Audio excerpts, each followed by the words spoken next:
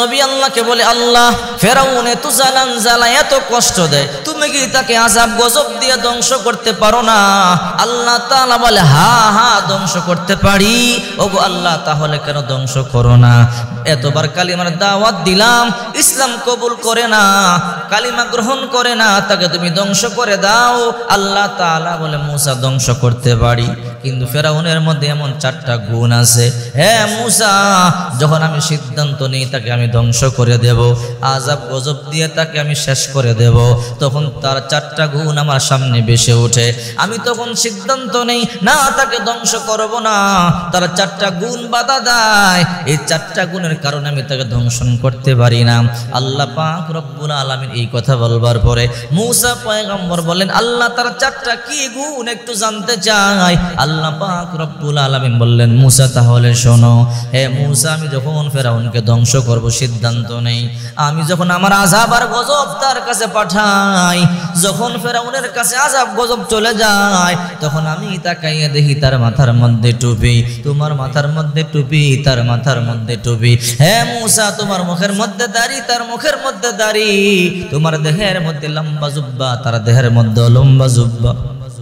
হে মুসা, তোমার সুন্নতটা তার কাছে দেখবার পরে আমি আর আযাব দিয়ে তার ধ্বংসন করতে পারি না, আমার অন্তরে মায়া লেগে যায়, এই জন্য তাকে আমি ধ্বংস করি না। আল্লাহ 2 নাম্বার কি গুণ বলে, 2 নাম্বার গুণ হলো, হে মুসা শোনো, ফেরাউনের একটা মা আছে, তার হাত নাই পাও নাই, নিজে নিজে খাবারও খাইতে পারে না, গোসলও করতে পারে না।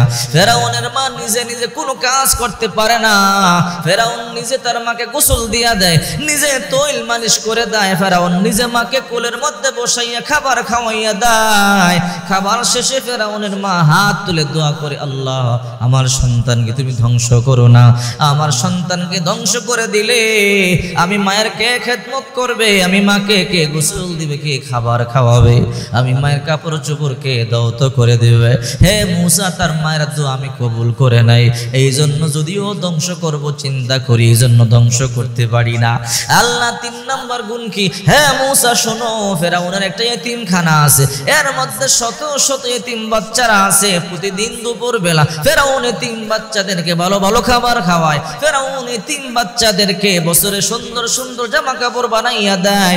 এই ছোট ছোট বালকগুলো দুপুর বেলা খাবার খাইয়া হাত তুইলা দোয়া করে বলে, আল্লাহ ফেরাউনকে তুমি ধ্বংস করো না, ফেরাউনকে ধ্বংস করলে আমাদেরকে ভালো ভালো খাবার কে খাওয়াবে, আমাদেরকে নতুন নতুন পোশাক কে বানাইয়া দিবে।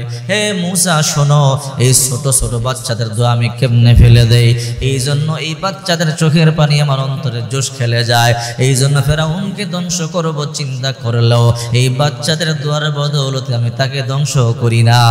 4 নাম্বার গুণ কি আল্লাহ একটু বলেন। হে মুসা শোনো, ফেরাউন সারাদিন বলে আমি খোদা, আমি খোদা, গভীর রাত্রে যখন হয়, মানুষ যখন ঘুমাইয়া পড়ে, মরু প্রান্তে গিয়া গর্তের মধ্যে মাথা ঢুকাইয়া বলে, আল্লাহ আমি নিজেও জানি আমি খোদা না, তুমি খোদা।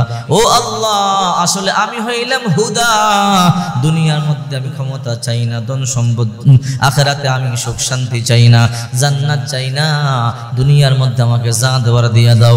ও আল্লাহ, দুনিয়ার মধ্যে একটু অবকাশ আমাকে দাও, ধ্বংস করে দিও না। ও আল্লাহ, তুমি দুনিয়ার মধ্যে আমাকে একটু সুযোগ দিয়ে দাও। ও মুসা, ফেরাউন যখন রাত্রে বেলা চোখের পানিগুলো সারিয়া সারিয়া কান্না করে, স্যালেন্ডার করে, আমি আল্লাহ তখন আর তার উপরে রাগ থাকতে পারি না, আমি তখন নরমাল হয়ে যাই। আমি তো রহমান, আমি তো রহিম, 50 বছর গুনাহ করেছো, 60-70 বছর অন্যায় করেছো, আমি আল্লাহ এই কথা বলি না। 50 বছর গুনাহ করো, 50 বছর গুনাহ করেছো, 50 বছর তওবা করো, আমি আল্লাহ এই কথা বলি না। 70 বছর গুনাহ করেছে, 70 বছর তওবা করো, আমি আল্লাহ এই কথা বলি না। 100 বছর গুনাহ করেছে, 100 বছর তওবা করো, আমি আল্লাহ তো এই কথা বলি, তুবু ইলাল্লাহ তাওবাতান নাসুহা। তওবার মতো তওবা একবার করতে পারলে আমি আল্লাহ জিন্দেগীর যত গুনাহ করেছ সমস্ত গুনাহগুলো মুহূর্তের মধ্যে মাফ করে দেব।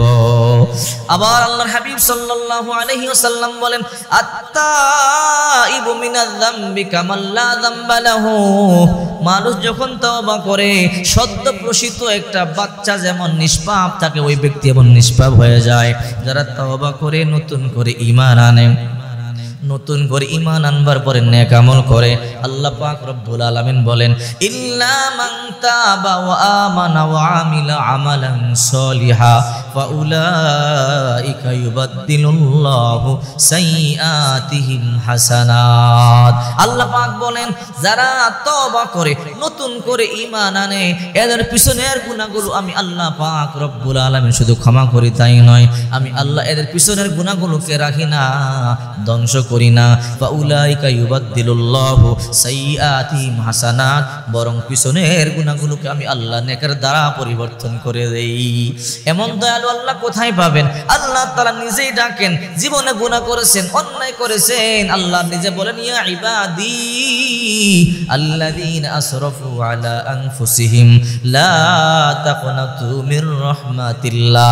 হে আমার আদরের বান্দা বান্দীরা, গুনাহ করেছো, অন্যায় করেছো, অপরাধ করেছো, আমার রহমত থেকে নৈরাশ হইও না তোমরা, কারণ তোমার গুনাহ যত বড় হয় আমার রহমত তার থেকেও 1000 গুণ বেশি। চিন্তা করে দেখেন, ফেরাউন এত বড় একজন জালেম ছিল, 400 বছর পর্যন্ত তার ক্ষমতা ছিল, এত লম্বা সময় সে ক্ষমতায় ছিল, হাজার হাজার মানুষকে হত্যা করেছে, জুলুম করেছে, কিন্তু আল্লাহ তাআলা তাকে ধ্বংস করে নাই। আল্লাহ তাআলা সহজে ধরে না, ধরে না। আর যখন আল্লাহ তাআলা ধরে তখন কিন্তু ছাড়ে না। মূসা পয়গম্বরকে বড় জ্বালাইছে, এক পর্যায়ে মূসা পয়গম্বর বলে, আল্লাহর সহ্য করতে পারি না, আল্লাহ তাকে তুমি ধ্বংস করে দাও। আল্লাহ বললেন, মূসা তুমি তোমার দলবল নিয়ে চলিয়া যাও। আল্লাহর নবী দলবল নিয়ে চলিয়া যায়। ফেরাউন শুনতে পাইল ফেরাউন আসতেছে মূসা পয়গম্বরের পিছনে, উম্মতরা দেখতে পাইয়া বলে, মূসা নবী আজকে মনে হয় আমাদের রক্ষা নাই। বলে কেন? সামনে লোহিত সাগর আর পিছনে ফেরাউন। মূসা পয়গম্বর বলে, তোমরা টেনশন করবা না, ইন্নাল্লাহা মানা, আমাদের সাথে আমাদের আল্লাহ আছে। মূসা পয়গম্বর সমুদ্রের পাড়ে গিয়ে বলে, আল্লাহ কি করব? আল্লাহ বলল, মূসা তুমি তোমার হাতের লাঠি দিয়া ফাদরিব বিআসাকাল হাজার, তুমি সমুদ্রের মধ্যে একটা বাড়ি মারো। মূসা নবী সমুদ্রের মধ্যে আঘাত করলেন, মুহূর্তের মধ্যে সমুদ্রের মধ্যে 12টা রাস্তা হয়ে গেল। আল্লাহ বলল, মূসা তুমি সদল বল নিয়ে চলিয়া যাও। হে মূসা টেনশন নাই, ভয় নাই। মূসা পয়গম্বর চলতে চলতে যখন সমুদ্রের মধ্যখানে গেলেন, ফেরাউন তখন কিনারার মধ্যে আসলো। মূসা পয়গম্বর যখন ওই পারে চলে গেলেন, ফেরাউন তখন সমুদ্রের মধ্যখানে আসলো। আল্লাহ তাআলা বলে, হে মূসা আমার একটা বাড়ি মারো। আবার মূসা পয়গম্বর একটা আঘাত করলেন, বাড়ি মারলেন সমুদ্রের মধ্যে। মুহূর্তের মধ্যে রাস্তা ভেঙে ফেরাউন দলবল নিয়ে পানির নিচে ডুবে যায়। এই জন্য আল্লাহ তাআলা বলেন, ওয়ালা তামশি ফিল আরদি মারহা ইন্নাকা লান তাখরিকাল আরদ ওয়া লান তাবলুগাল জিবালা তুলা। দুনিয়ার জমিন অহংকার করো না, ধম্ব বরে চলো না। চিন্তা করে দেখো, তুমি অহংকার কেন করবা? তোমার বাবাও তোমার মতো যুবক ছিল, তোমার দাদাও তোমার মতো যুবক ছিল, তোমার দাদি তোমার মতো যুবতী ছিল, তোমার মা তোমার মতো যুবতী ছিল। আজকে মরিয়ম মাটির নিচে মিশে গেছে। কেসা কেসা তাজেদারা বাদশাহ চল গই, ও খাজানা বালা খানা শান শৌকত কিয়া হুই। কেসা কেসা খুবसूरत রানিয়া শাহজাদিয়া তন বদন সব গল গই হায়, शकल सूरत क्या हुई, तन बदन सब गल गई है, शकल सूरत क्या हुई। কত কত কত বড় বড় রাজা বাদশা ছিল, ক্ষমতার কিন্তু কমতি ছিল না, ক্ষমতার বাহাদুরি কম দেখায় নাই, মাটির সাথে মিশে গেছে, পিষে গেছে। কত সুন্দর সুন্দর রানী ছিল, শাহজাদি ছিল, রূপের বড়াই কম দেখায় নাই। যাদের প্রেমে পড়ে রাজা বাদশার রাজ্য ছেড়ে দিয়ে রাস্তার মধ্যে নেমে গেছে, ওই সুন্দরী যুবতীর আজকে কই মাটির নিচে মিশে গেছে, পোকামাকড়ে খাদ্য রূপান্তরিত হয়েছে।